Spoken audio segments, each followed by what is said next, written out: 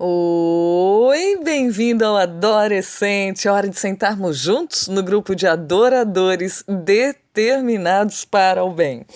E essa semana nós vamos fazer, né, o nosso bate-papo diário baseado nos dois capítulos de 2 Samuel, o capítulo 11 e o capítulo 12. E do livro Escolhidos, que sempre traz os detalhes da história, é o capítulo 71, que tem como título O Pecado e Arrependimento de Davi.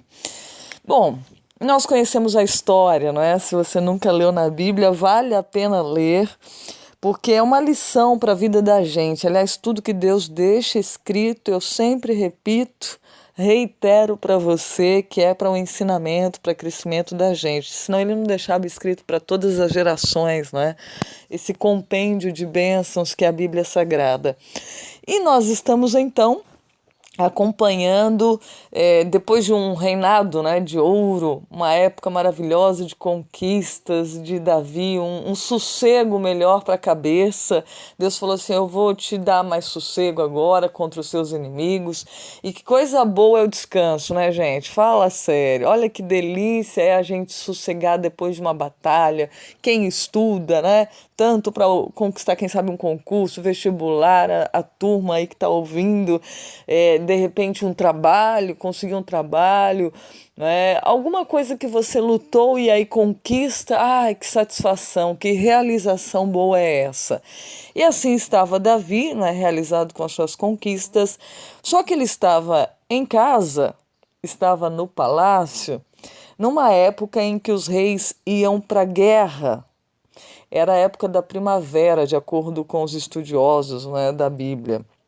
Então, nessa época, os reis iam para a batalha, a Bíblia começa dizendo isso, né? Começo do ano, em que os reis costumavam ir à guerra. Davi enviou Joabe e as tropas israelitas para lutarem contra os amonitas. É o versinho 1 do capítulo 11 na sua Bíblia e na minha aqui, viu? E olha só, era para ele estar na guerra. Estava em casa descansando, quer dizer, é muito bom o descanso, o sossego, mas há um tempo para tudo.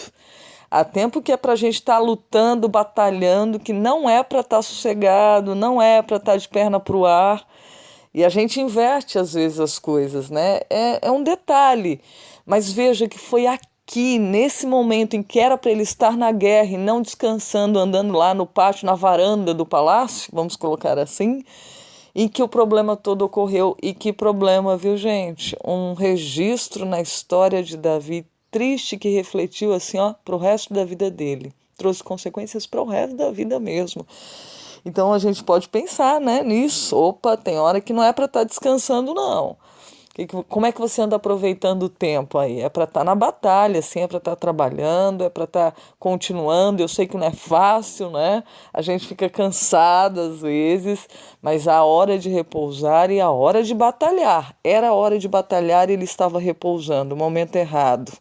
Enfim, a história conta que a derrocada de Saul, ou melhor, perdão, de Davi, começou, e eu até poderia dizer que a de Saul também, viu, gente? É impressionante como isso é um ponto em comum dos dois. Quando eles começaram a sentir segurança, já estavam, né? Vencedores, venceu, ganhou várias batalhas e tal. E aquilo subiu para a cabeça, como diz o ditado.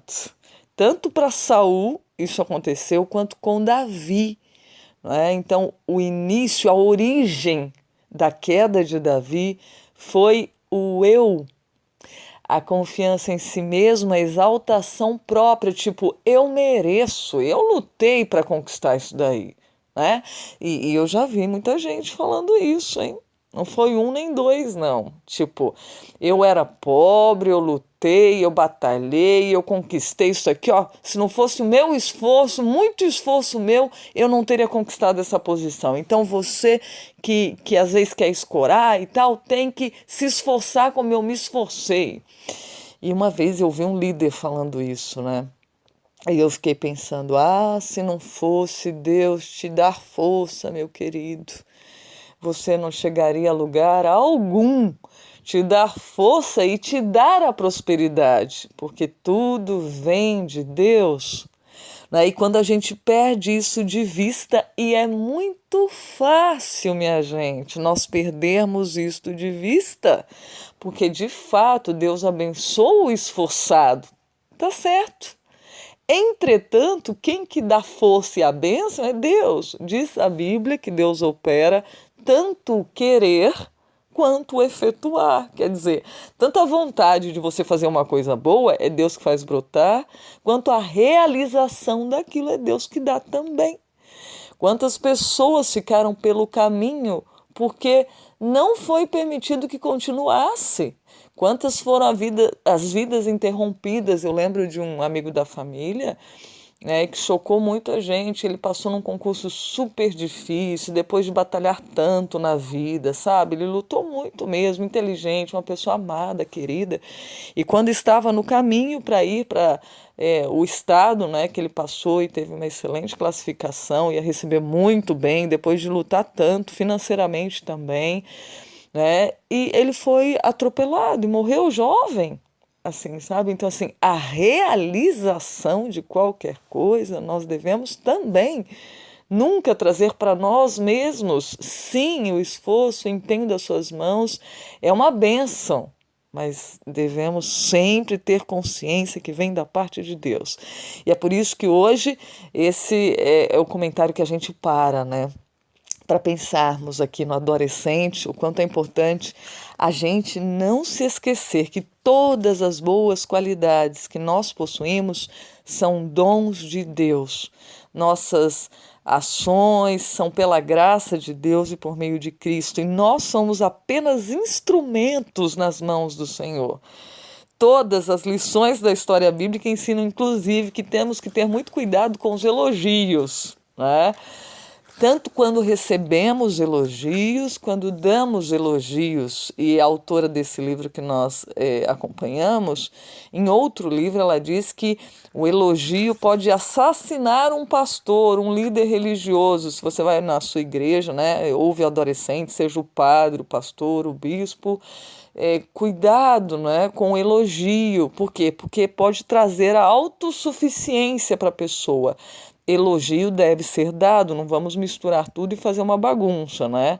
Mas com o Espírito de Deus, né? Sem interesse próprio, com carinho, com jeito, né? Divino, pedindo em oração para que a pessoa não se sinta exaltada e você também não seja um bajulador falso, né? Eu não seja assim, com interesses próprios pelo elogio. Um elogio sincero, vindo do coração, com espírito de oração, vai produzir bons frutos. Deus quer que a gente elogie as pessoas, mas cuidado com elogio.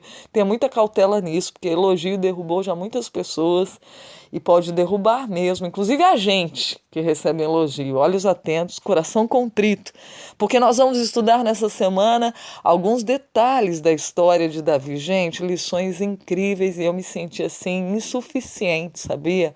Para falar com vocês nessa semana, porque eu pensei, meu Deus, nós somos todos pecadores, todos iguais, né? Não sei, me capacita para poder falar a respeito disso. Eu estou lutando para vencer. Sou pecadora, né? E se a gente não depende de Deus, a gente cai mesmo no mesmo abismo, na mesma derrocada que caiu Davi. Que Deus nos ajude. Lições extraordinárias vamos acompanhar, além dessa de hoje, né? Cuidado, a dependência de Deus. Cuidado em estar ocioso na hora que é para trabalhar. Que Deus nos ajude e nos oriente para a salvação, para a eternidade, para uma vida boa aqui, porque Ele quer dar uma vida completa aqui mesmo, hoje, no seu dia, no meu dia.